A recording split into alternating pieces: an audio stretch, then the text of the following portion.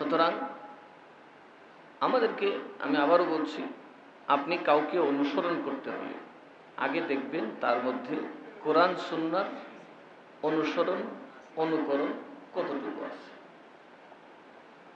সেটা দেখবেন। তারপরে অহংকার মুক্ত কিনা, হিংসা মুক্ত কিনা, তার উদ্দেশ্যটা কি, ধর্মের বেশে দুনিয়াদারি করা নাকি ধর্মের সেবা করা।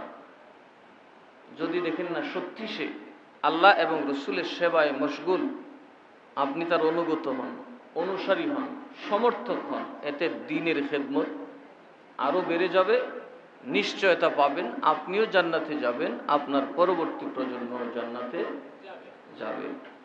সুতরাং কারামত এই সেই এগুলা আলোচ্য বিষয় না। হতে পারে কারামত অনেক সময় ওই ধরনের মানুষ কারোর মধ্যে যদি কারামত দেখেন, ওটা তার অনাকাঙ্ক্ষিত, অনিচ্ছাকৃত।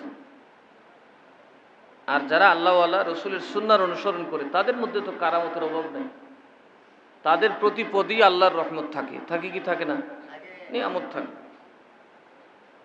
তারা কখনোই বিচলিত হয় না। বিচলিত হয় কারা? যারা স্বার্থের জন্য দৌড়ায়, আমার স্বার্থটা যাবে।